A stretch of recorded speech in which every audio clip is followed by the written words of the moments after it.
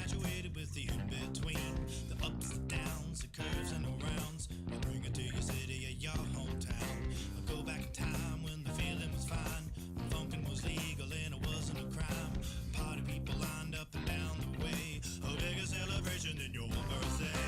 Funkin' up the neighborhood, I felt the fool 'cause the funkin' was good. Funk you in the city, funk you up in the woods. Funkin' up the neighborhood, funkin' up the neighborhood. I felt the fool 'cause the funkin' was good. Funk you in the city, funk you up in the woods. Funkin' up the neighborhood.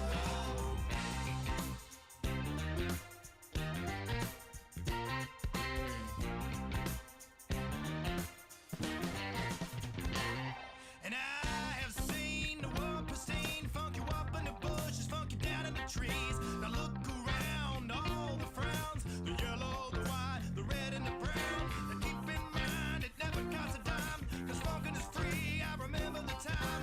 Now look today, the streets are gray, time to take it back to yesterday. Funkin' in the neighborhood, I felt the fool 'cause the funk was good. Funk you in the city, funk you up in the woods. Funkin' up the neighborhood, funkin' up the neighborhood. I felt the fool 'cause the funk was good. It was good in the city, funk you up in the woods. Funkin' up the neighborhood.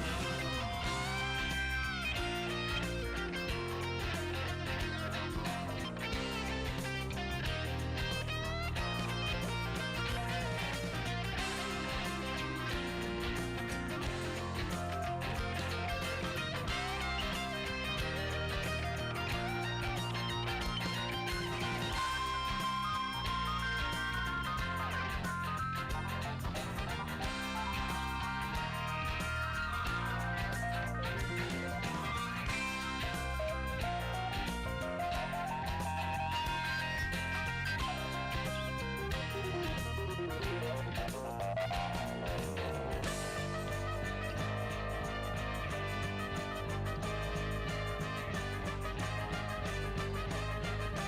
funk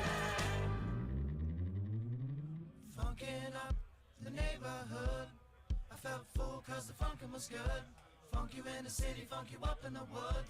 Funkin' up the neighborhood, funkin' up the neighborhood. I felt full 'cause the funkin' was good.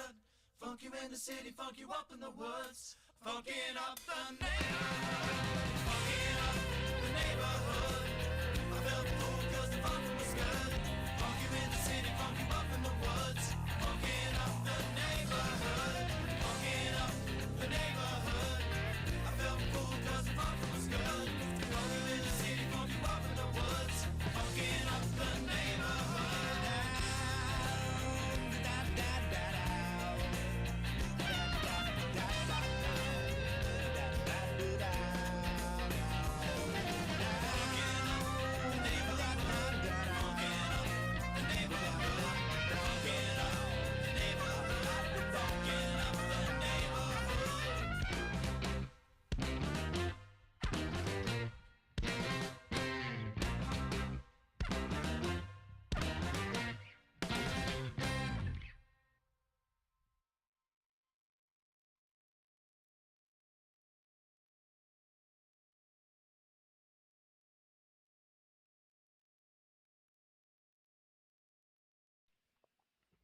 And we're back. Wait.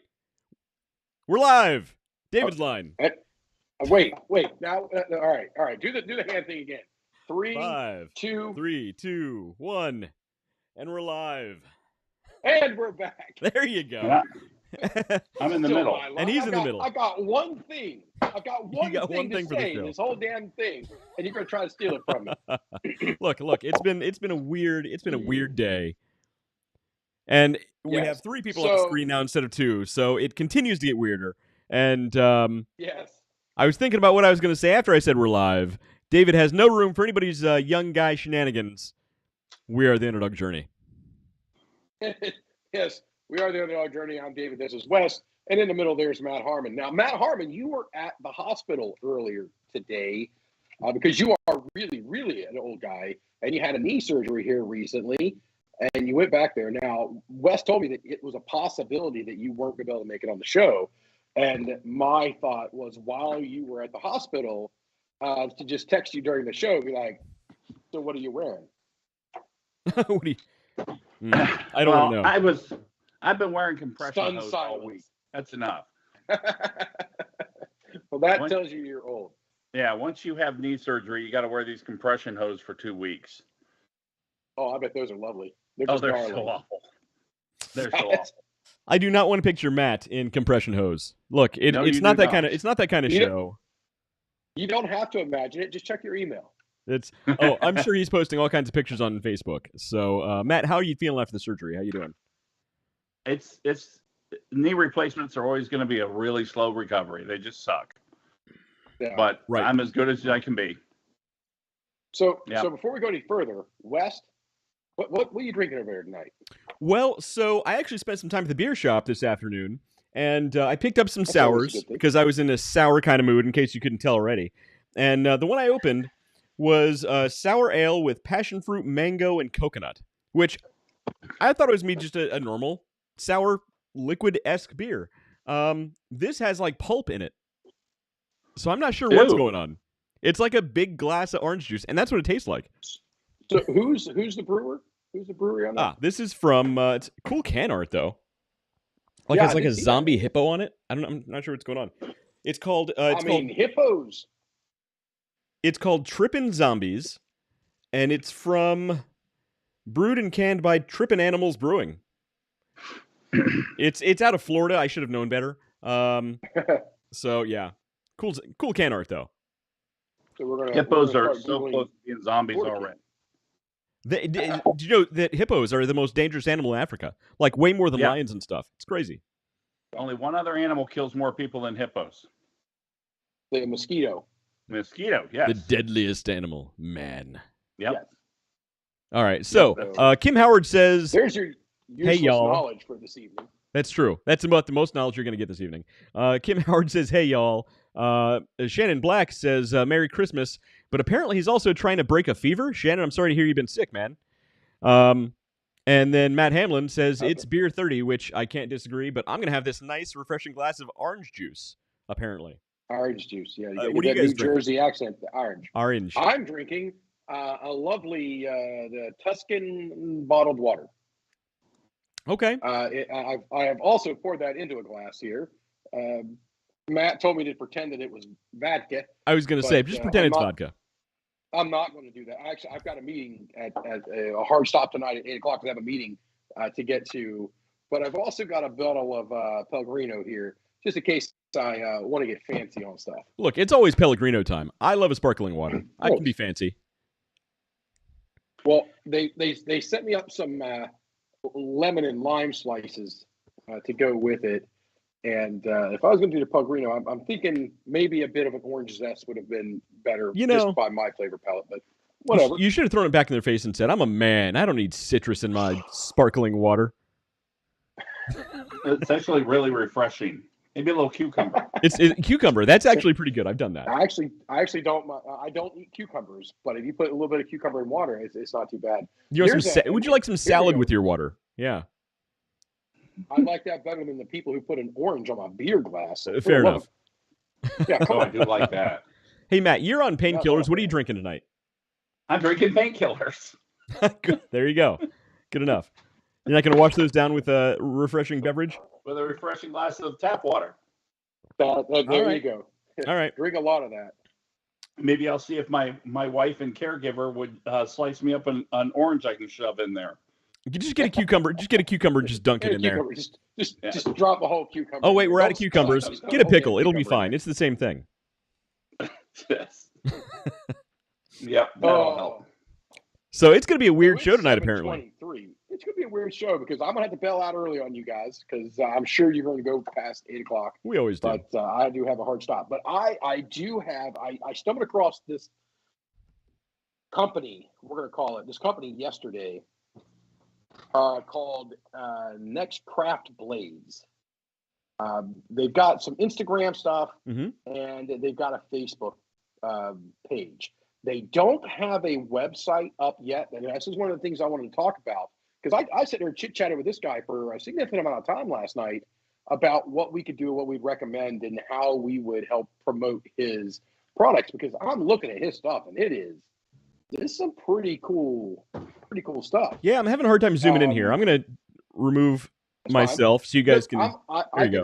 I can see it over pretty here, and I'm guys. looking at it on. I got 3 different screens here, but so I'm able to see it. And so this company right here, this is Nextcraft Blades. They need to do is they need to get a website. That's step one, right? We need an operating e-commerce website. Now, Wes and I did a show a couple months ago where we created a e-commerce site online, live, right in front of the audience. We actually did it live while we were online. Yeah. So it is definitely something that I want to revisit with him because I think that his product is just amazing. Scroll up a little bit more, not the other up, I guess. There's it's a black set of kitchen knives, and I'm telling you, I'm not that one. Keep going. I really think that those are going to end up coming home with me because is he local to you? I don't know why. He is actually based out of Ohio, not local to me. I live in New York. But he is based out of Ohio. I don't know exactly what's right there. That set right there. That's nice. That's a cool set. That is a nice set of knives right there. And I really think that those things are going to end up making their way home with me. Yeah. So those are nice. They'll be hidden too, so that the wife doesn't use them or the kids. They're gonna be my knife set. But yeah, so. This is a company that I would like to see because the product looks amazing. I like to get it in my hands to see what the feel is and that quality because we want to talk them over. And one of the things that we've talked about a lot in the past is about entry pricing, and don't think that you have to sell something cheap in order to make your way into the industry. These look like a very premium product, and they should fetch a very, very premium price. So. These are I can see the comment there from Jeff Leffingwell now. David is drinking water. So yes, it's weird already. Normally I would have beer or a bourbon or something, but I went from one meeting in here to this, and I've got another meeting to get off to. So I have to have at least some of my wits about me. But anyway, for pricing yourself into the market with a premium product, I talked to him and gave him a couple quick tips yesterday about interacting with companies. Like there's a company called Smoky Mountain Knives or I think Jeff will probably correct me there. I know Jeff's a big fan of them too. But Smoky Mountain Knives, and that would be somewhere where I would start interacting with those. And then I told him to start building his customer. You guys all know what I'm going to say, his customer avatar. There you go. Know who we're selling to, and how to reach them. Because in just on what I'm seeing here, he actually should have like at minimum of 3 avatars, because there's the collector's edition type stuff with the swords and the wolf knife and everything like that. It's going to have a segment. The kitchen knives are going to have a segment of their own, right? And then your pocket knives and your other things like that. And that pizza cutter, go back up just a little bit. That pizza cutter right there. Isn't that just the coolest pizza cutter you ever seen in your life? That's pretty cool. I can custom pizza with that. Come on now. And if by pizza you mean attacking Viking hordes, then totally, yeah. Well, I'm thinking if I was to buy that, I'm also going to buy a horned helmet. And every time I have to cut pizza, I'm like, and on goes the helmet, and me and that pizza's going to war, and it isn't going to survive. Hilarious. What's his inventory? So that's the thing is, this stuff is all custom made. This stuff is all there. So you could probably commission him to do some custom work as well. He is out of, if this isn't the most Ohio thing in the world, he's out of Ohio City, Ohio. Let's see. Yep, Ohio City, Ohio. And he's from Cork Island. That's awesome. I was talking with him last How are his night. prices? Yeah. I haven't seen a single price. I don't care. Not yet, but when we help him, hopefully we do get a chance to work with him very soon. Talk to him about what he needs to be doing to get that e-commerce, and that's the first thing: e-commerce and a website and an email. Because I'm still dealing with customers now in my normal day-to-day job that still have a Gmail or a Yahoo email account, and man, it's I'm losing hair over because I'm just sitting there pulling my hair out. Right? How long has he been doing this? It's been a while. He's been through a lot there. He did it over in Ireland. and then Well, I mean, selling online. relocating over here. And I only ask because Ah. his page only has 5 followers right now. We could probably help with that. Everybody watching and listening, Yeah. go find Andy Forged, and you see the name there, Andy Forged.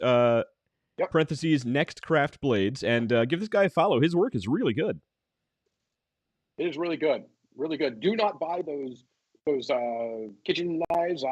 Those are mine. Those are going to come home with me. So Awesome. Yeah, good stuff. all right. Yeah, we'll talk to this guy. Yeah. So yeah, I'm very excited about that, and I want to if he allows us, I want to keep him, kind of in a loop, and like what we've been doing with Bentley's Big Bentley Pet Supply, Mm-hmm. and kind of follow along and watch the development and see how they've grown. And speaking of which, have you seen Bentley's lately? Have you seen it? They're on Amazon now. Oh, yeah. Well, you weren't supposed to know that yet. That was going to be some of the new information he was going to share with us when he comes on the show. He's selling on Amazon. He has the new website. I mean, he is doing really, really well. I mean, he's got a lot of great stuff going on with his company. Great stuff. And he owes all of his success to the teaching of the Underdog Journey. I absolutely love it. It's a great story. It's true. I'll take credit for that. So absolutely. I'm going to. So I have 3 news stories that are kind of all connected, and you can kind of connect the dots after the fact, and we can see where they're leading. So the first one, let me go ahead and bring this up here. Oh, what was the Joe knife company again? What's that? Give me the name of the knife company again. Andy Forged. ANDYFORGED. Got it. All right. So the first news story I got here is the world's biggest cultured meat factory is under construction in the U.S. So prepare yourselves for factory meat, not from an animal, from a laboratory. So that's the first news story. Let's see the second news story that could possibly be related. Give me a second here. Whoa, go back to that article, because there's something on that article that has to be just at least spake once. What? Scroll down just a hair right there. Just stops right there. Despite the fact that consumers have never tasted it, and it's only legal in Singapore. For now, look, dollars are exchanging hands right now as I speak. I promise you. Cultured meat. Cultured meat. Well, that doesn't sound Future good. Meat Technologies.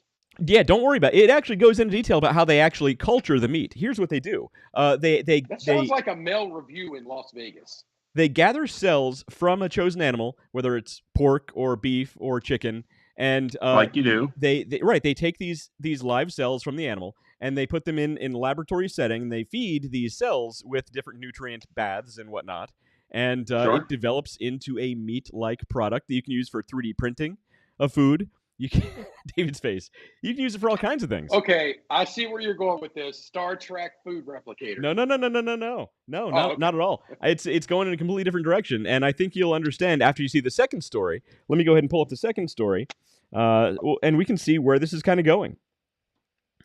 Guys, when the zombie apocalypse starts, this is why. Exactly. It comes from cultured meat. And I don't mean it wears a monocle. I mean it's grown in a laboratory. Get it? It's a good joke there. All right, so here's the next story, talking about minimum wage. Minimum wage across the country is going up, and you can see right now, D.C. is minimum wage of $15. Can you imagine getting paid $15 to flip burgers? Yes. It's incredible. I can imagine it. It's incredible. Washington, 14 and a half. Massachusetts.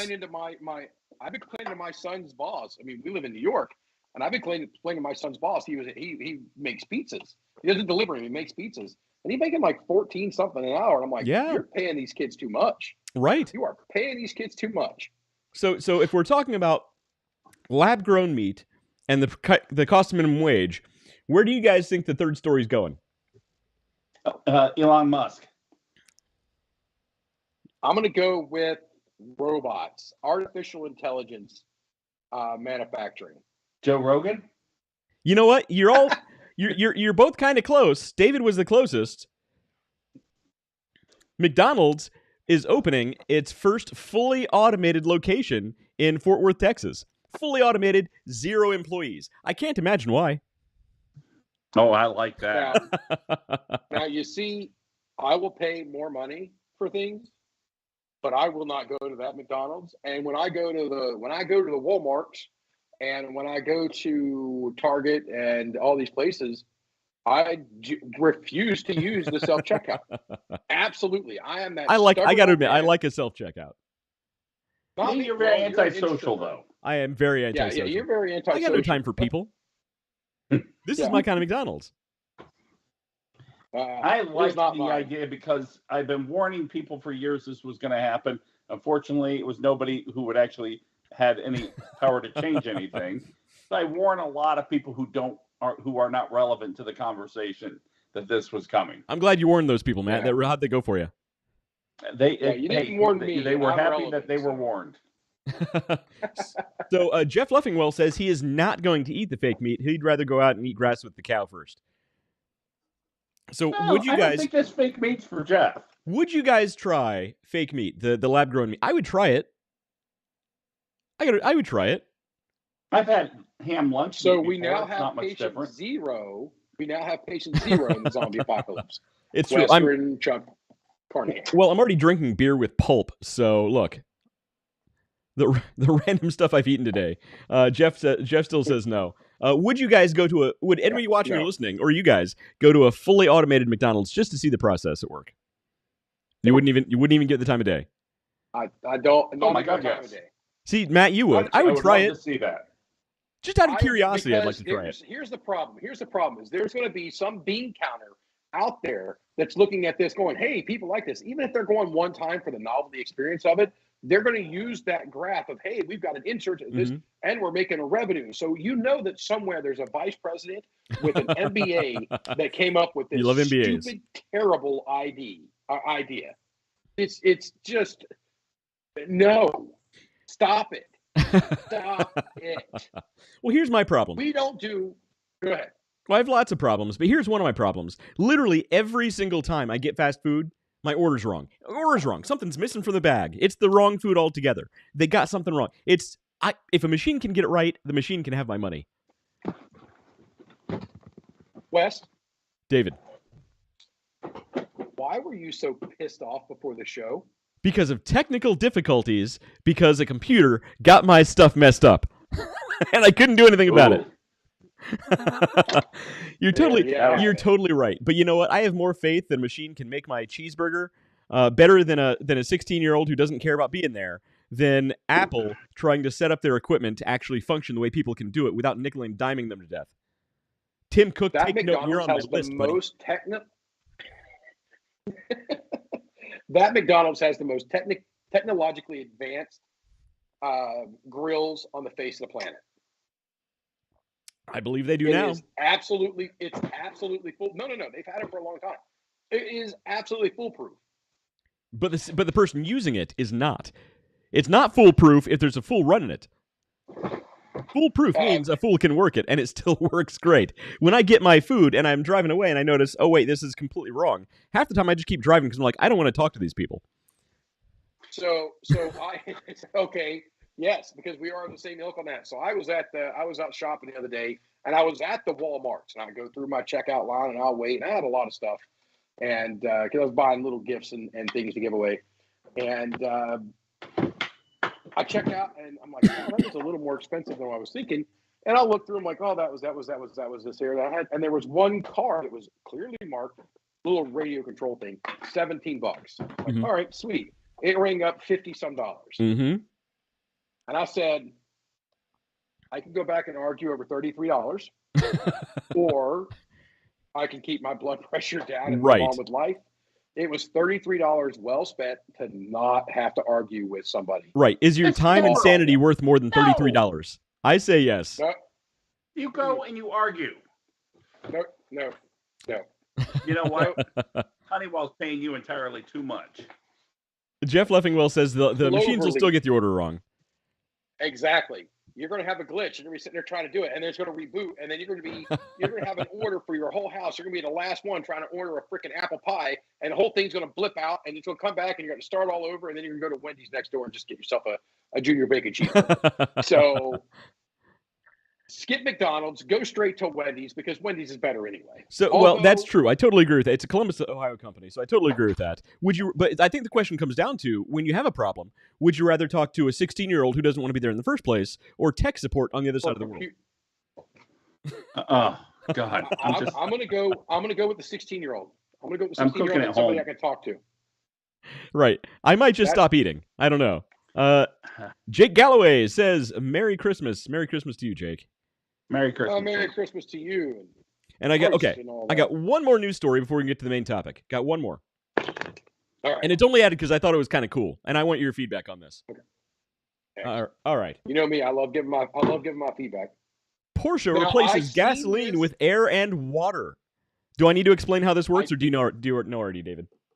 I seen it, but I didn't get it. I seen it. I'm like, I marked it. Like, hey, I want to go back and read this article. Mm-hmm. So I haven't gotten into it. So run us through it real quick. Here's what they do. They actually they take carbon dioxide from the atmosphere, and they take water. They take the hydrogen from the water. They combine the carbon dioxide with the hydrogen, and they make a synthetic form of methane. Right? They make a synthetic form of liquid methane. This liquid methane can actually go into any gasoline-powered car without any modifications, and it runs just fine. So the company is based in Chile, and currently, I think they said the price per gallon's like how much? What do they say it is? The price per gallon, I think they said was $45 per gallon. But they say when they get the new factory up and running, they can get it down to be less than $8 per gallon. Now, look, that's currently. Now, imagine in 5 years when they can advance it even further, when it could be down to current gasoline prices. There's zero. There is a carbon footprint, but the carbon is neutral compared to the amount of CO2 they use to actually make the fuel in the first place. So it's essentially carbon neutral. It doesn't use any fossil fuels, and as a byproduct, the only byproduct is water vapor. And it can go into your car that you drive right now. Isn't that amazing? Now, look, I'll be the first to admit there's probably another shoe to drop that we don't know about yet. There always is. Well, the water vapor shoe is a big issue and a big concern. Well, now, David, you're not suggesting that water vapor is more of a greenhouse gas than carbon dioxide, would you? I'm not going to say it's a greenhouse gas. I'm going to say is. it's the number one contributor to the greenhouse effect. Water vapor has more of a greenhouse effect than carbon dioxide. This is true. Yes. But so it's kind of cool they can there's do some it. concerns. Here's what I think what's happening. I think these elitists, I think they're all lizard people from under the earth, and they're intentionally trying to get us to raise the temperature of the earth. I think that's really what's happening. It's the lizard people. It's the lizard people that run the government, right? It's the lizard people. Look, that checks out. Look, it's all the. Matt, that was perfectly timed. That checks out. I'm gonna drop an information bomb here. It's all the Freemasons who are the lizard people running the globe. That's what it is. That's what it breaks down to. That. Matt, you totally agree. Okay. Hey, before you go off on the main topic, I do have something to bring up. Sure. Does it have anything to do with lizard people? Well, it could, but I'm not entirely sure. Well, I'm slightly less interested now, but go ahead. So I've been on LinkedIn a lot since my surgery. Now, granted, I'm on painkillers, but makes everything better. There's a lot of stupid people on LinkedIn. You're just now finding that out? I mean that generously. Wait, Matt, that sentence was a run-on sentence. You said there's a lot of stupid people on LinkedIn. What you meant to say, and correct it down, is there's a lot of stupid people. Yes, but they seem to be meeting up on LinkedIn. That's and me. They call That's themselves. where I go.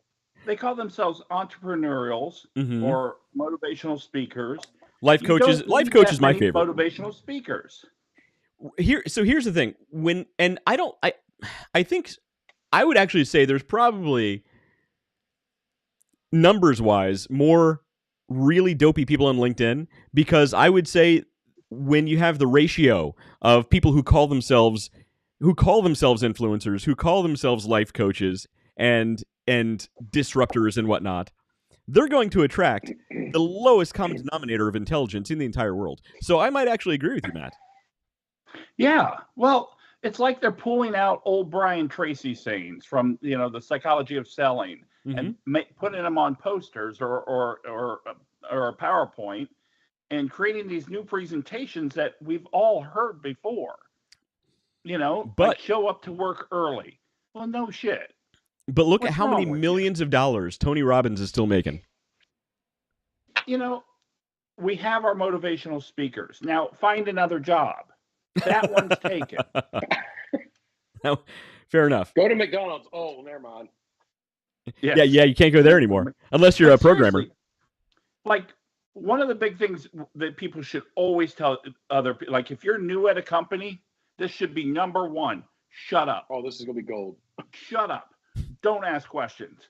Everything you say right now, because you're new, is stupid. Matt, you should go work for HR. You'd be great. I really should. You have upper management written all I'm over gonna you. change my diploma. So I'm really annoyed at LinkedIn and how just these people, and it's everybody applauding these people. Yeah. And I'm getting to the point now where I just told one guy, this is idiotic. I said, the only thing amazing about this is that you're able to actually get people to click the like button based off of this stupid advice. So you do get so LinkedIn definitely has its place. I do like LinkedIn for its intended purpose, right? I think when you're looking for a job and trying to network that way, it's great. But unfortunately, you're right. You get these life coaches and these inspirational speakers, these wannabe inspirational speakers who are just sort of speaking to each other. And in the end, it just turns out to be a big circle pat on the back. Yes. You know what I mean? Pat on the back. Dangerous. Now, I've got to go upper management on you guys here a little bit. Uh-oh. Because there's still a place for it. There are still people who, they don't know that guy from the 1920s that you just spoke about, Matt. They don't know this guy. They haven't learned that. You've got a new generation of people in here that may not have those type of experiences or had that mentorship already. So they may be looking for somebody. So there's still the niche there to be filled. No, you're totally right. There's absolutely a niche there. People. So I don't want to say they need to all go away. Some of the stuff that we hear, and you got to remember, we're not young. You just had a knee surgery. You had a knee replacement. Not even just a knee surgery, a knee replacement. Yeah, You're that's true. freaking old. You are old. So the things that you and I and Wes would just kind of take in daily grind, it's a programmed automatic from all the years that we've been out here doing this to someone else. You know, the idea of getting up, and when you hear a lot of very successful people talk, they say, I mean, it's almost universal. They get up, they make their bed. It's something, you've accomplished something, you've done something, and go on. Now, that seems very simple. I usually get up, I usually make my bed immediately when I get up. And that seems something very basic to us in the daily operation. Show up on time, show up early. You know, ask the right questions, hold the right comments till it's appropriate. The things that, again, you and I would just, at this point in our lives, naturally understand. There's still a whole group and demographic of people out there that need that guidance. So I would say hooray for them. I'm not going to give them a like on their button. I don't need to. But, you know, I support what they're doing, but I'm not going to support them. I think that makes sense. I think the difference between our generation and what is now, though, is there's so many people from our generation who actually succeeded first and then trained. Whereas now there's so many of these people who are trying to do the training without having the actual success. Well, yeah, and that's my problem with the 20-year-old life coach, right? What? Until you've lived a life, don't tell me how I should be living my life. Until you have experience, don't tell me what I should be doing with my career. You know what I mean? All right. Right. All right. So I get where you're coming from. I'm picking up what you're putting down. All right. Okay. That's all I got. I'm gonna throw the monkey wrench at you, Matt. All right. I'm gonna throw the monkey wrench at you. All right. Name one song that has inspired you that has been written by a person who is above the age of 25. One song? One song. That's your go-to. Leonard Cohen's Hallelujah. How old was he when he wrote that? It's like 85. Yeah, he was really up there when he wrote it. Yeah, take that, when he wrote David. That song. All right. I really didn't expect you to have an example. You actually had a good answer. That was a good answer. That was, I was like, oh, he might actually have this because, again, he's ridiculously old. It's true. But the point is, you don't necessarily have to have experience in everything. All you need to do is share your experiences. And that's what they're doing. And I want them to keep doing it. I want them to keep doing it because, look here, we give crappy advice once a week, every week for 100 and some weeks in a row. You know what? Somebody's got to do it. It's true. Somebody's got to do it, and if it's I hadn't even looked at it that way. You're right. there's always a niche. I get it. And look, they're filling that niche, and good for them. So Yeah. Jeff Leffingwell, Zelensky is getting a standing ovation at the address in Congress. So we don't talk politics, Jeff, but make of Zelensky in Washington what you will. I'll leave it at that. I'll tell you one thing about Zelensky. His name starts with the letter Z. You're not incorrect, Matt. You know what? That is astute, and your powers of observation are unrivaled. No, I'm out of water. It's all those painkillers he's been taking. Yep. So It's enlightened and opened his mind.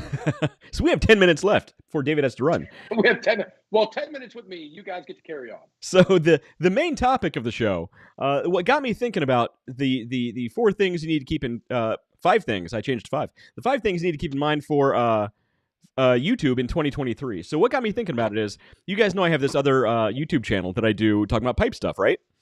Well, Right. I had a bout of pneumonia, so I was every time I started to feel like I was getting better, it went away, and then it would come back, and then it went away, and it came back. It was terrible. My voice was gone. It was just awful. So I haven't made content in like a month. It's been like a month since I put any content on this channel, and I go back and I look at my stats, and I've gained almost 100 subscribers in that time. So that got me thinking about how a healthy channel in a healthy niche, you can still grow passively as long as you have some relatively evergreen content. So I'm going to show you guys some of the stats here on this YouTube channel.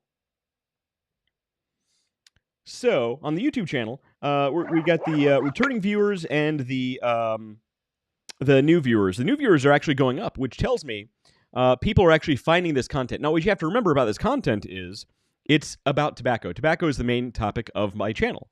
So they don't promote that. They actively suppress tobacco-related topics on videos. So even with that suppression, I'm still growing with new viewers. Then we have Your noontime hours on Sundays and Mondays and Saturdays are pretty good. Your 12 p.m. viewership is great. Right. So some of the stats this gives you. This is the YouTube Studio app. It's a different app from the YouTube app, and it gives you full stats on all your stuff. So it gives you demographics, give you your age. So I'm hitting the middle-aged guys pretty hard there. All men, no women are interested in pipes at all, and almost exclusively in the U.S. So you can go in individual videos and see similar stats, but we're seeing the viewers, subscribers. I've gained 81 new subscribers in the last month without doing anything, literally without doing anything. Now you can Maybe see. they're hoping you're coming back. Well, so I am going to come back with some good content. I got some really good stuff coming up. But you can see my returning viewers, it's staying flat. What that tells me is I actually have some people who have been viewing my content, and they're coming back and rewatching some of my old stuff to keep this level flat, in addition to the new subscribers I have coming in. Because this is views we're looking at right now. So that's really interesting. So we're going to get into, let's see.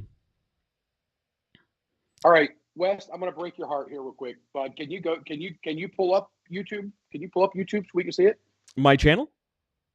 No, it's just YouTube. I'm going to have you search for something. Sure. So Jeff Leffingwell says, so what I'm saying is people like it better when I'm not doing anything. Jeff, that's probably pretty accurate. People like my channel more when I'm not uploading.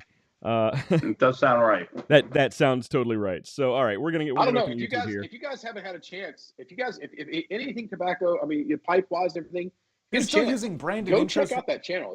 I watch it. I get on there and I mean, you were doing it Friday. I was watching it from Fenway Park up in Boston. It's about tobacco. I'm not allowed to. What am I searching for on YouTube? Are you ready? Search Penny Leffingwell. Oh yeah, No, she should not be on there. Oh no. So this right here. There's some videos we got. All right, scroll down through. This is just her goofing off, right? Goofing off. There's 108 views. And we're going to scroll down here because there's one that's just 1,800. Right there. 10,000. Challenge 10,000. We got 19,000 right below that. Another one. 19,000, 14,000. Those are good view numbers. Yeah, I mean, and she has one just going through her Mickey Mouses. Yeah, Another one going through her Squishmallow collection. that's incredible. Oh. It's just out there, and it's just out there crushing it. Just out there crushing it. Kids that age should not be on the YouTube. Well, speaking of kids that age, here are my kids. They wanted to come say hi. And my sister's Hey. too. Yeah, she's got the cat ears on and a cat in her hand. That cat is the most chill cat in the world. It's true. It's a really great cat. And I brought. Hi, Kirsten. Hi, everybody. I brought. Hi. How are you feeling, Matt? Oh, cat got away. I'm feeling rough, but I'll get through it. All right, hang in there. And I brought my like your candy buttons. There's 2 papers Candy inside, buttons. and you can pull them off of there and eat them.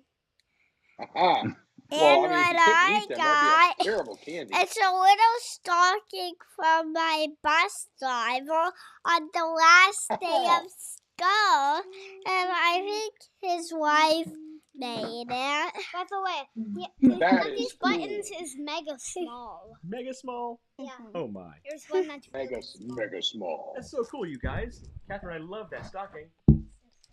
Oh yeah. That's really cool, especially if the bus driver's wife made you a stocking. That's They have a pretty really special. nice bus driver. Yeah, we have nice. You have a nice Are butt. they out of school? There you Are said. they out of school already? A butt driver. Ah. Goodbye. Bye. Bye. Ah, But butts. I mean, good night. Good night, everybody. That's not the end of the show. It's good night for them. All right. Joyce Rogers says, Merry Christmas. Joyce, Merry Christmas to you too. So, yeah. So those are the kids. But back to Penny's channel. You're right. I mean, she has a really healthy views on her YouTube. So, so David, I think we should make it an initiative to explore how to make Penny's channel really explode. And we can do that. 14,000 views, 18,000, one at 19,000 views. I mean, it's just, I sit there and look at what we do, and then I'm like, this girl says, she puts the title up, bored, and then just acts goofy in front of the camera, and she's got, 1,000 views. Like, oh. Yeah, I'm it's not going to be one of those crazy. people. Then I was like, I'm not going to be one of those people who says it's easier when you're young and you actually know how to use technology. But look, I mean, there's something to it. yeah. Hey, how did my camera just self-adjust to get me back into frame? It didn't self-adjust. I did that because you were way out of frame. Oh. Yeah, you were all like leaning over here. Although David's thought camera that does might- do that. When I'm on my iPad, when I'm traveling, when I'm on my iPad, this camera actually does kind of auto follow me. If Mhm. I want to send it up a little bit more, I'll lean one way and then I can come back to the middle. Huh. I'll be darned. Yeah. So, All right, so take us back over to your analytics. I just wanted to show you guys this real quick because what she's doing over there is actually pretty cool. yeah. So I was looking at my analytics, and this got me thinking about today's main topic, which we have 3 minutes left for. So we're going to dig in to the five trends, YouTube trends you need to remember in going into 2023 to really grow and make your channel explode in a good way. Let me just pull up the right And they notes here are. because I've been pulling stuff. Dead air. Dead air. Lots of dead air. Okay. Dead So air, dead here's air. the thing. I should have had this pulled up over here on this other screen. So the thing is, YouTube changes their algorithm all the time, and Yeah. even if you have a topic that you can't monetize, that they're actively going to suppress, you can still grow. That I just proved Yeah. it with my tobacco channel. Like they actively Yeah. suppress that topic. So there are things you can do to grow even when you're not actually actively doing much on there. So the number one thing you need to remember is YouTube is still growing. A lot of people don't start channels right now because they see these massive, giant channels, and they're like, Mhm. it's too late. I can't compete. There's already people out there doing this. Guess what? People still want more. They want more content. And Matt, you kind of mentioned this, brought this up a little bit when you were talking about all these influencers on LinkedIn who are Yeah, quoting, LinkedIn. stuff from the 20s like it's brand new. And David came along and said, look, there's a niche for it. There's newer people coming in who want the same content. It's totally true. The stuff I'm doing on my channel, most of it's not super original. Like it's not, there aren't other people. It's not like there aren't people doing the exact same thing. I'm just doing it in a slightly different way that happens to resonate with a little bit different audience. So, it does, and it with watching you, and I've watched a couple of the other channels because I wanted a good comparison. Your presentation for that group is pretty spot on. I like what you're doing. oh, thank you. I try. So I'm going to run through some quick stats here on YouTube. So YouTube receives about 30 million visitors, unique visitors per day. 30 million. They also have over 2 billion logged in users each month. 2 billion, which that's incredible. Especially when you look at the population of the globe. 2 billion is a pretty decent number. Let's see. As far as video consumers, What's the daily video consumption on YouTube? let's see. The daily. I don't have the daily. Wait, yeah, I do. Do I have that in my notes? I literally just read it because I set you up so you can answer that question. Oh, there you go. Okay, thank you. So, daily, they're looking at over 1 billion hours of videos per day uploaded. A billion hours of video. Now let's. Or I'm sorry, watch, not uploaded. Watch. They watched over 1 billion hours of video. I'm not going to actually do the math. We're just going to do a quick brain exercise here. Yeah. We're going to do a brain experiment, if you will.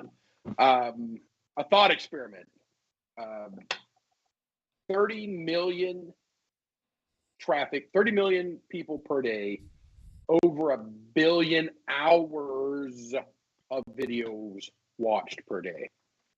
So what's 1 billion divided by 30 million, David? That's a lot. Again, I'm not even going to try to do the math in my head. I'm not going to stop one of my screens from doing what they're supposed to be doing to pull up a calculator on that. But just a real quick, just an idea how much video consumption on YouTube there really is. And it's only growing. So where you opened with, just because you see somebody out there doing something that you want to talk about, French fry guy, yeah, doesn't mean there's not a spot there for you. Because I will tell you right now, if you launched, Matt, we've told you this in the past, we're going to tell you again right now, if you launched a French fry channel. Right. I know, I'm going to. Dedicated. That's it. That's all it does. We don't care about anything else. We want French fries. Well, so here's the thing. So Matt says he's going to. He's been saying he's going to for a while. We're going to give a bonus tip. So we're going to say bonus tip 1.5. David, when was the best time to plant a tree? 30 years ago. When was the second best time to plant a tree? Back when Matt's knee was still good. The second best time is right now. Exactly. Matt, honestly, now. You need to start. Here's why I'm waiting. I'm waiting till next semester so I have access to the video equipment. And your phone has HD video on. Your phone has HD video on. I'm throwing the flag. Review. If you don't find a way, you're going to find excuses. Ooh, that's a good one. Well, no, and I agree, but there's a difference between having a plan and having excuses. Do you have the plan? I have the plan. Then that's an excuse. Stop giving me excuses, son. All right, guys. I'd love to be there for 1.52 and on, but I have to split out of here, catch an Uber, and head out to another meeting. So it was lovely chit-chatting with you guys tonight. I will see you guys next week. I should be back at my home base. If the Lord willing and the creek don't rise, I'll be able to do this from home next week. Until then, all you guys out in TV land, I'll see you later. Feel free to ping me on the Facebook anytime you guys want. And Matt, French fries, dude. I'm telling you, it's there. Do you know that No 1 excuses. billion seconds ago, it was 1959? Yeah, seems about right. 1 billion is a big number. That's why the 30 million viewers, when you think about 30 million, is not a small number. But we're talking about over 1 billion. To get to that, that's a huge amount of consumption. Actually, it's funny you mentioned that. So here's a little bit of perspective. A million seconds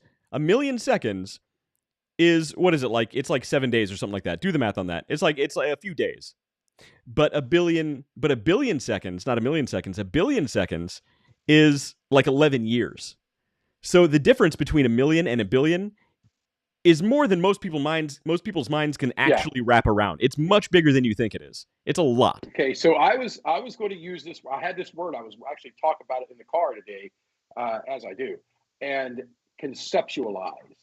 It is hard to conceptualize right want to bite my tongue trying to say that word. Conceptualize. Right.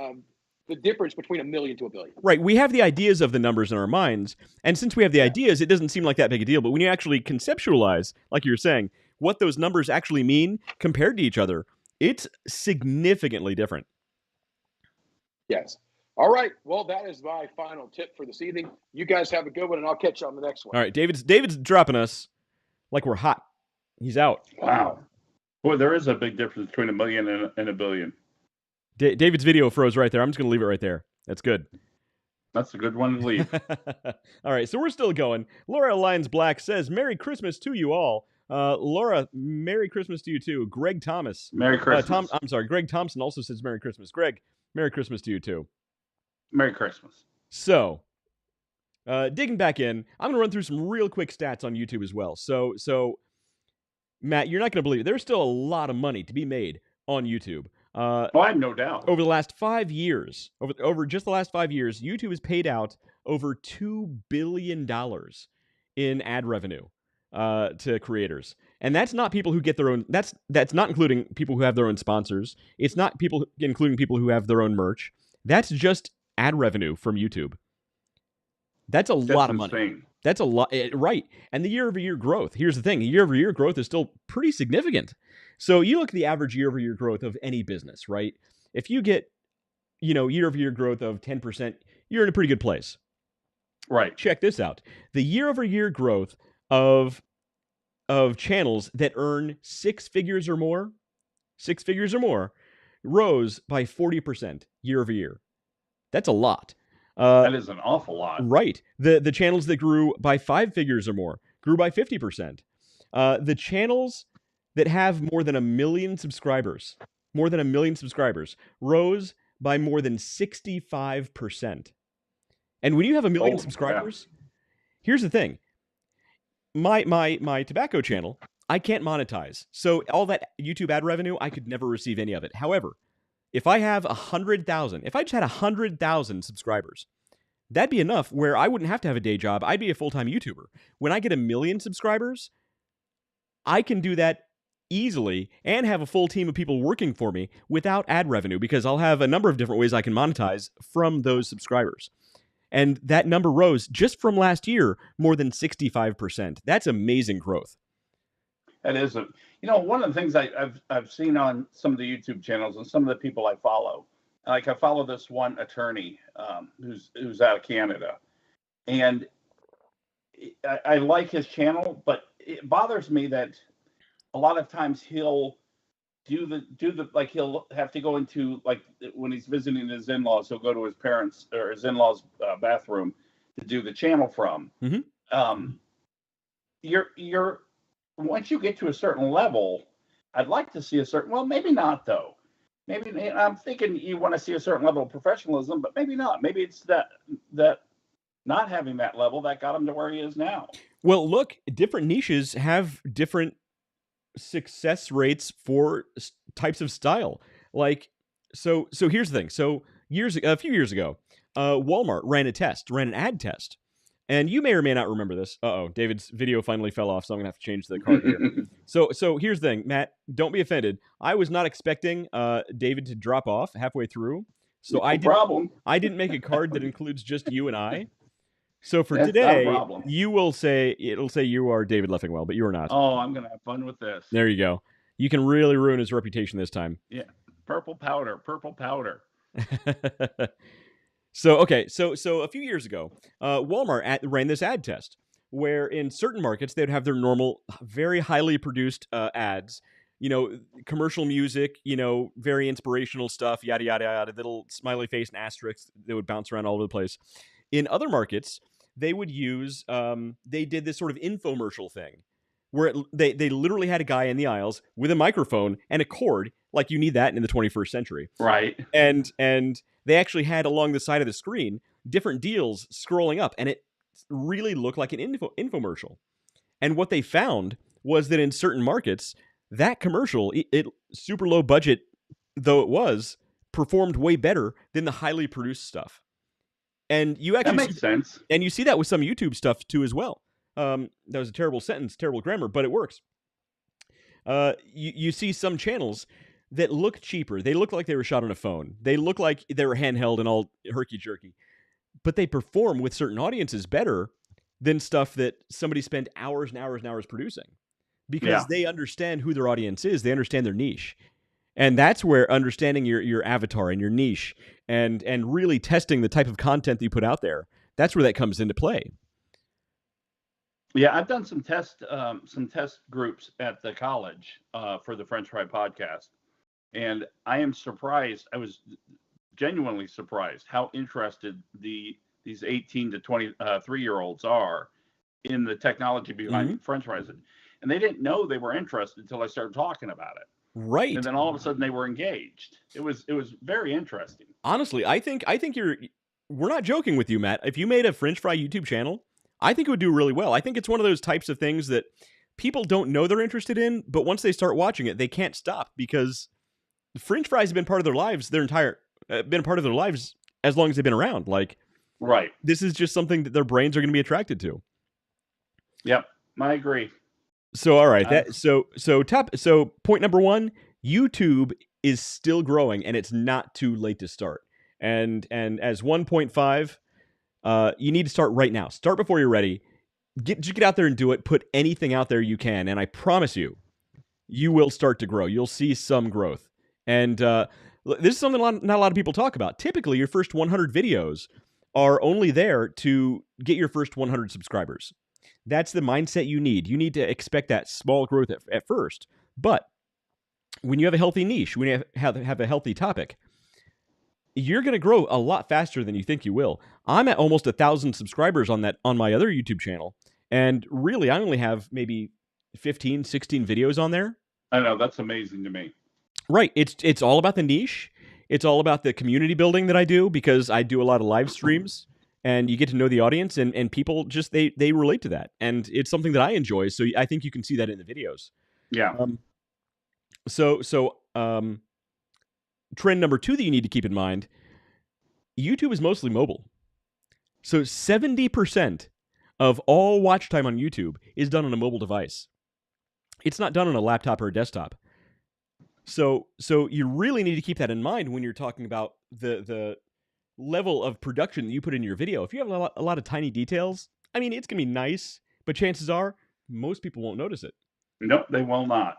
Which could relate back to why you were saying, Matt, some channels that look kind of amateur, kind of like they were shot just on a handheld cell phone. Maybe that's why they're doing so well, because like people can relate to that. It fits the format of the medium on which they're viewing it. One thing I have noticed with the YouTube channels, especially when I'm mowing the grass and I want a channel, I want to listen to something. I'm not going to be watching it. I'm just going to be listening. But it seems to me like YouTube still hasn't figured out that we're viewing this on a phone because the titles never fit into the description. Like the description of it never fits into the title box. Right. You have to open the full description to see what the full title is. Yeah, I get that. Right. I've done that before.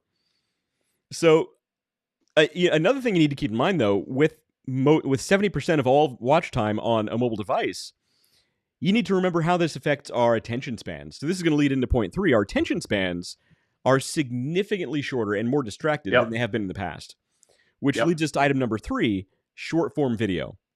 Yep. Matt, I know you're a big TikToker. I know you're really big on the TikToks. But anybody who uses YouTube has seen the shorts on there, and not like the shorts you wear on your legs, like YouTube Shorts. It's YouTube's version of TikTok, right? Matt, do you watch any YouTube Shorts or TikToks? Yes, since my knee surgery, I've watched hours. It's addictive. It's addictive, isn't it? It really is. It is. It is. Check out some of these stats. So first of all, everybody, you need to know, since YouTube Shorts is a direct competitor to TikTok, YouTube is going to go out of their way to promote your channel the more shorts you have on there. Yeah, it's going to affect your watch time, and we can get into that until the cows come home, because watch time does affect ad revenue, things like that once you start to grow. And YouTube Shorts, by nature, can't be any longer than 60 seconds. However, they're going to promote your channel a lot more. And I really feel like that might be one of the reasons why I am still growing on my channel, even though they're not allowed to promote it. I think I still am able to sneak in to some of the shorts, promoted shorts areas, and that might be what's bringing people in. So, look, shorts is really big, and YouTube will do all they can to promote that. Here's some stats, though. YouTube Shorts has more than 1.5 billion, with a B, monthly active users. Jesus. That's insane. That's huge. And it has more than 30 billion daily views. And like you were just saying, anybody who's actually made the mistake of watching one short, like, you have to keep going. You can't just watch. It's like a Pringles. You can't watch just one. Let's see. Since 2000, the average attention. This is interesting. This is actually just science separate from shorts, but it relates directly back. Since 2000, the year 2000, the average attention span has dropped from 12 seconds to 8.25 seconds. I'm surprised it's that long. I know. I would guess around 5. But that can tell us some really interesting things about what we can do with not just our shorts, but also our regular videos. Right? So So essentially, you have between 5 and 7 seconds to catch somebody's attention. That's what that tells us. And that's true for the openings of your pre-recorded videos, your live streams, and your shorts. You have that 5 to 7 second window to where if you're boring somebody, they're just going to keep going. They're going to keep swiping. I think, honestly, as soon as you see a plate of French fries, it almost universally grabs everybody's attention. Everybody loves French fries. You're totally right. Yeah.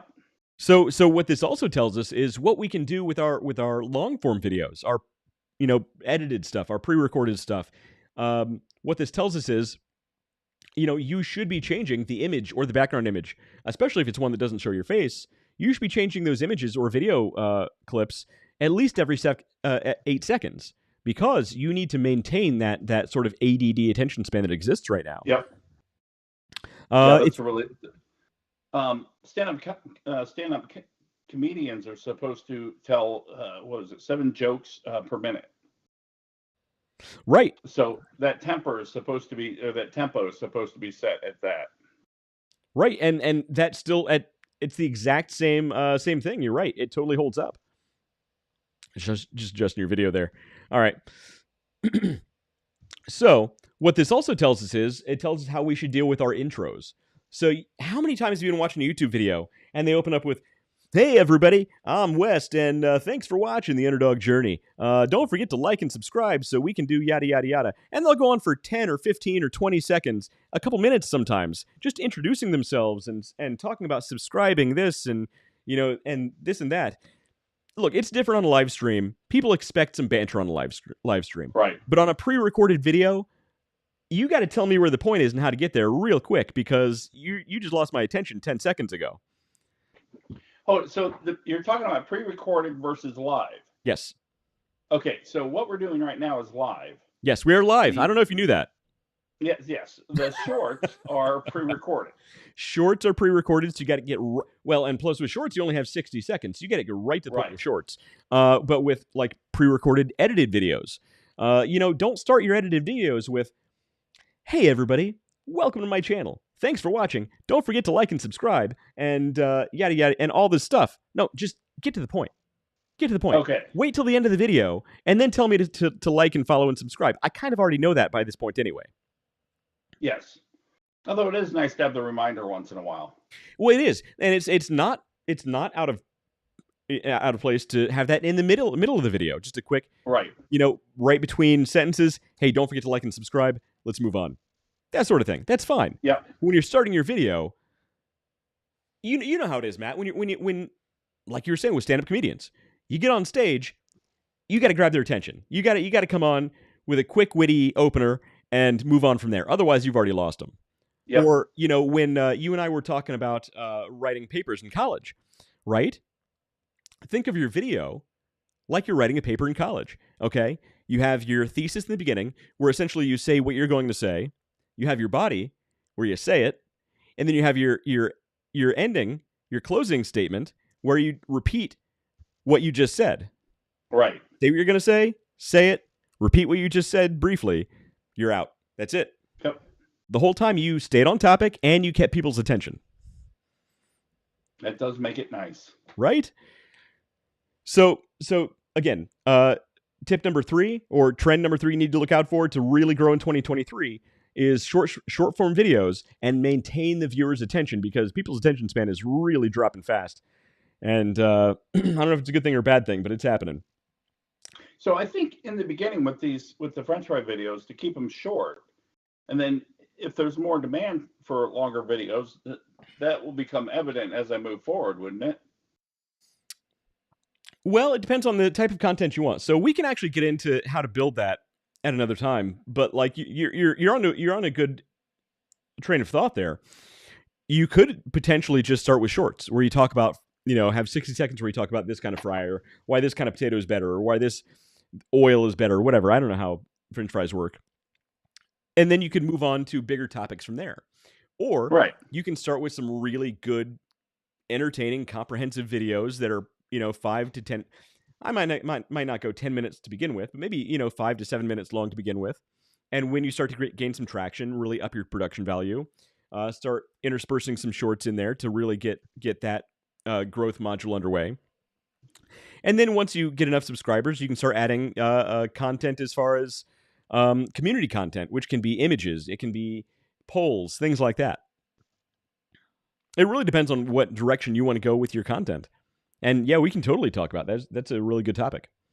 Hey, Wes, I hate to do this to you, but I'm getting fidgety now because my knee's starting to get to the point where I got to go take the actual big time pain pill. Oh, and Matt's dropping me too. Okay, I'm gonna hit the rest of this topic on my own. Matt, it's good seeing you, man. How do I get out? Do I just hit the end button? How do you end a Skype video? Yeah.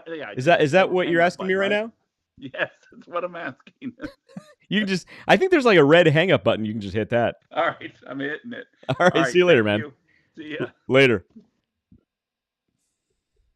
All right, and that was Matt Harmon, old man Harmon, asking me how to stop a Skype video. Good times. All right, so I'm gonna hit these last 2 points really quick. All right, so these are the 5 YouTube trends you need to know to really grow in 2023. 1, YouTube is still growing. It's not too late to start a good channel. I went through the stats on why it's still growing, year-over-year stats. I mean, I'm telling you, if you hadn't started a YouTube channel, start one right now, and I promise you can make this thing grow.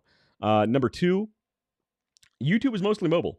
70% of all watch time is done on a mobile device. Went through some of the stats on that, so go back and rewatch that part. Number 3, short form video. Like I said, YouTube Shorts is a direct competitor to TikTok. So went through all the stats there, went through some really information on attention span, because that's really valuable information. That'll tell you what to do with your short form video and your long form video. And that leads us to number 4, which is silent video and captions. This is one not a lot of people would consider, but this is very interesting stuff here. So 85% of short videos are viewed on Facebook are viewed without sound. Think about that. 85% of short videos viewed on Facebook are viewed without sound. That tells us probably a pretty similar percentage is happening on YouTube. How does that even work? Well, look, here's the thing. A lot of people are watching when they're with their families, with their kids around, or in the office. Don't slack off in the office, but it happens. So what you need to know is captions are your best friend, right? And in a lot of platforms like YouTube and Facebook, it'll auto-caption your videos as when you upload them. It just does it. You can turn on your closed captions right now on Facebook or YouTube. Might not do it live. I know it does on Facebook. I'm not sure about YouTube. I got to do some homework on that. But on the playback, it'll totally have the captions on there.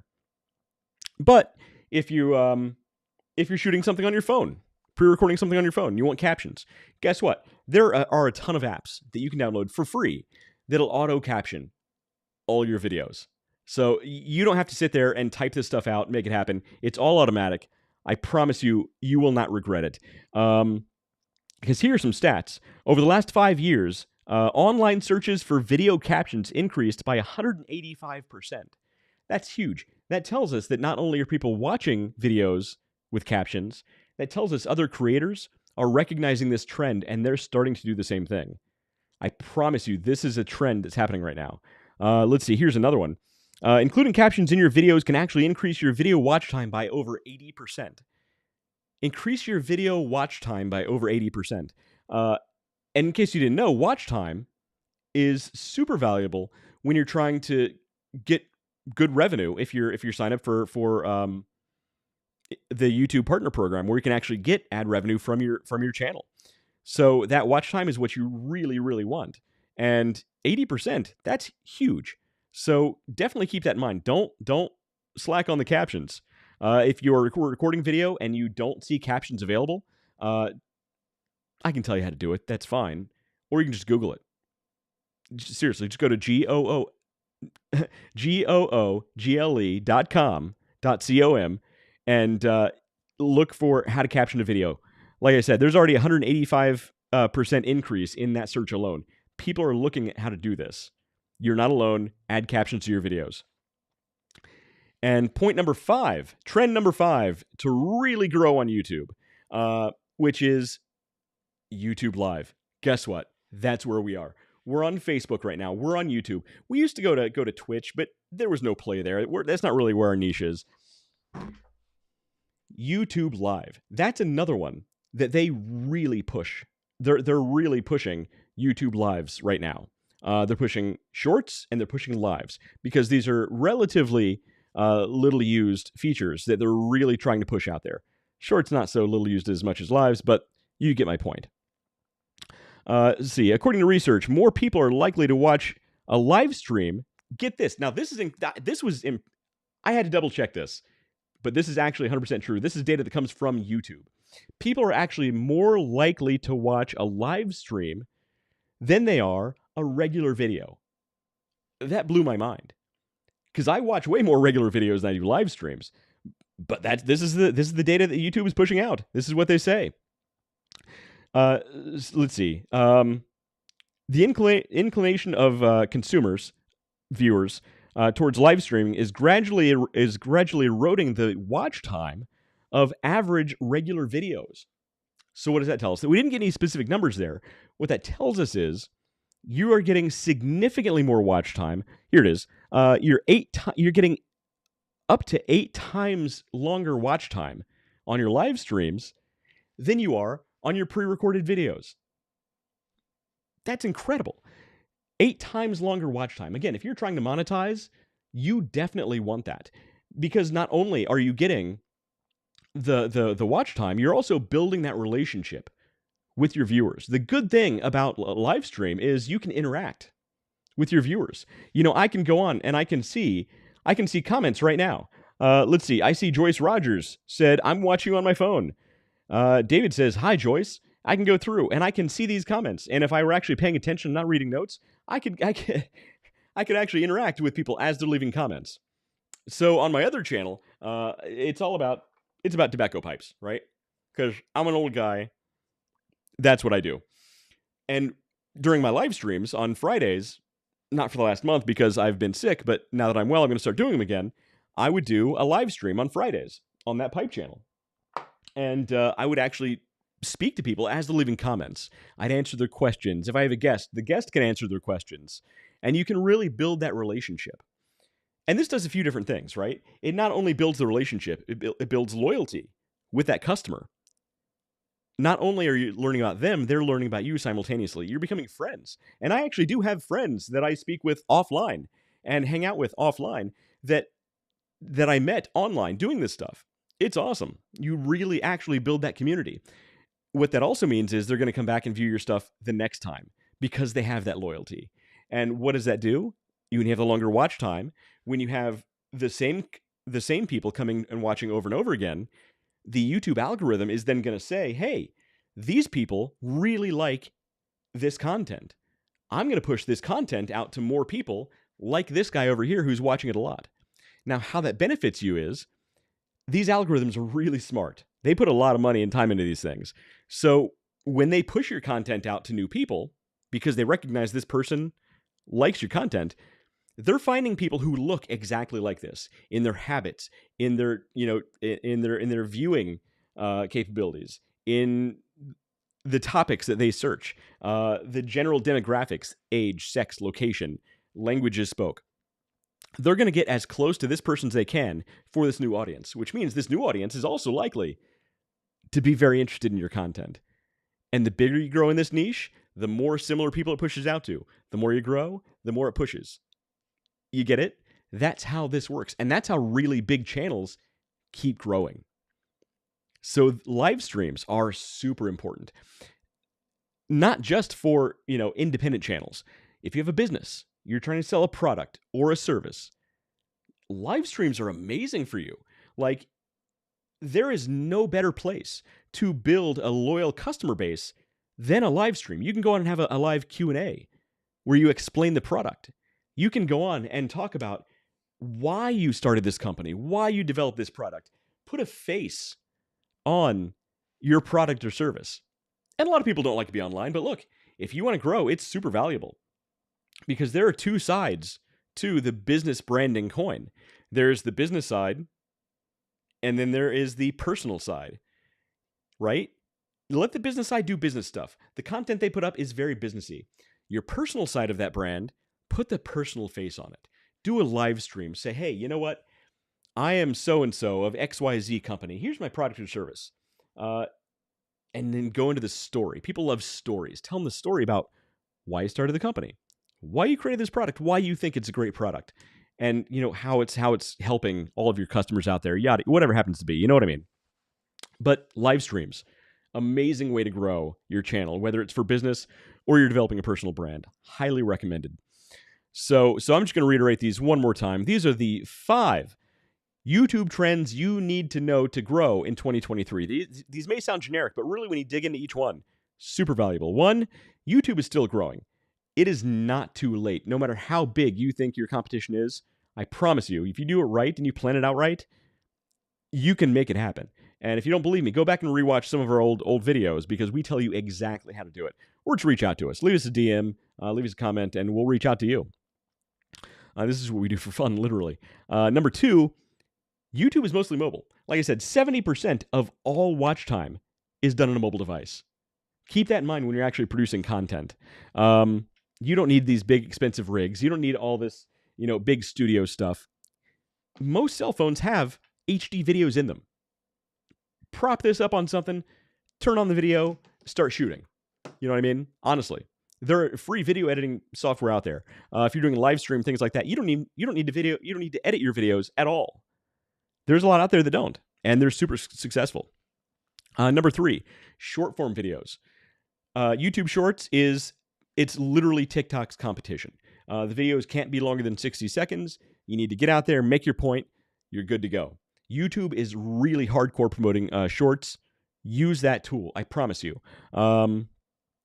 YouTube Shorts has more than 1.5 billion active users and more than 30 billion daily views.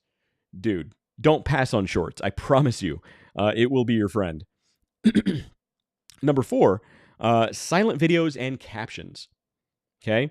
Like I said, 85%, a little more than 85% of short videos on Facebook were viewed with the audio turned off, with no audio, right? That tells us they were just watching the video, or they were more than likely reading the captions. Don't skimp on captions. Like I said, most platforms, YouTube, Facebook, will auto-add captions. If you're shooting a video that doesn't auto-add captions, there are a ton of free apps that you can get that will add captions to your videos. I promise you, you want captions on your videos. And number 5 is YouTube Live. Do a live stream, and your viewership will explode. I'm frankly shocked at how many replays of my live videos I have on my YouTube channel. That is, it's all about tobacco pipes. Like I was saying, when I'm live streaming, at first it can seem a little discouraging because you're live streaming. You're like, all right, on average, I have 25, 30 people watching at a time. It's fine. It's a relatively small channel. It has about 1,000 subscribers now. But I'll be doing a live stream. It'll have 25 to 30 people actually watching while I'm live. But guess what? Those people are also interacting. They're leaving their comments. They're asking questions, and I'm answering them live. But then the replay on those videos, these videos will be 2 and 3 hours long. And the replay, by the next day, I'll have 3, 4, 5, 600 views on these videos on a replay of a 3-hour show. And the average watch time is it'll be well over an hour. Unbelievable. So do not skimp on YouTube Live, whether it's for personal or business. You need a live stream. And if you have any questions about how to do that, what to do, how to even get started, let me know, and I'll walk you through exactly what I do. I mean, this is the pipe channel. I do it for fun. I don't monetize. I don't make money from it. I like tobacco pipes, and that's what I talk about. I like the community. It's an amazing community, and again, I do it for fun. So if you have any ambition to start a YouTube Live, let me know, and we will chat, my friend.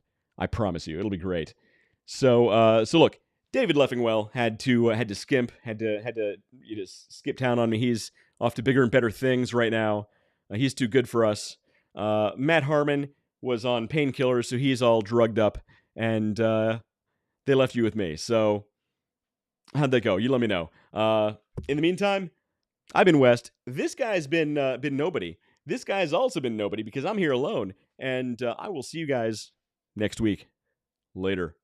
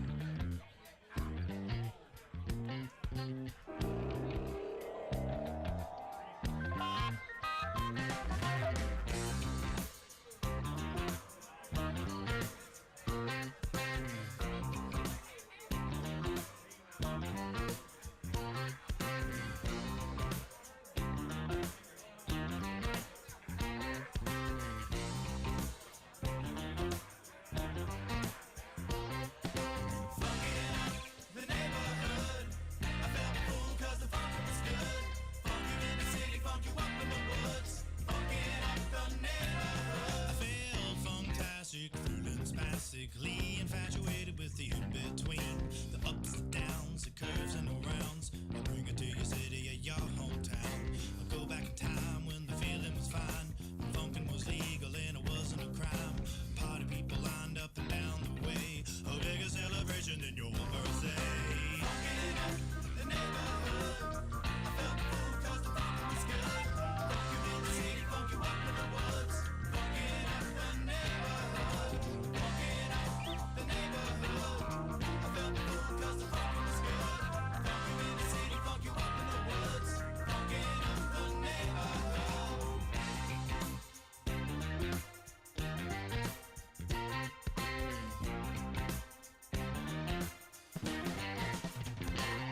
And I have seen the world pristine, funk you up in the bushes, funk you down in the trees. Now look around, all the frowns, the yellow, the white, the red and the brown. And keep in mind, it never costs a dime, 'cause funkin' is free, I remember the time. Now look today, the streets are gray, time to take it back to yesterday. Funkin' in the neighborhood, I felt the fool 'cause the funk was good. Funk you in the city, funk you up in the woods. Funkin' up the neighborhood, funkin' up the neighborhood. I felt the fool 'cause the funk was good. It was good in the city, funk you up in the woods. Funkin' up the neighborhood.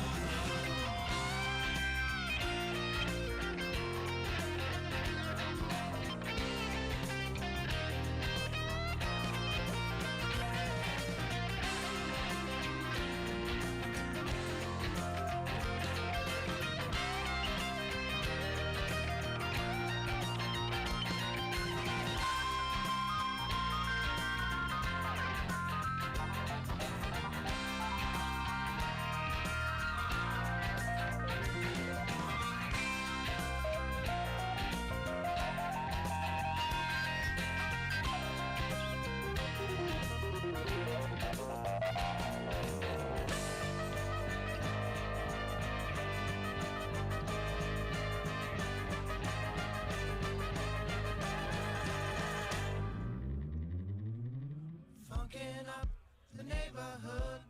I felt full 'cause the funkin' was good. Funk you in the city, funk you up in the woods. Funkin' up the neighborhood. Funkin' up the neighborhood. I felt full 'cause the funkin' was good. Funk you in the city, funk you up in the woods. funkin' up the neighborhood. Funkin' up the neighborhood. I felt cool 'cause the funk was good. Funk you in the city, funk you up in the woods. Funkin' up the neighborhood.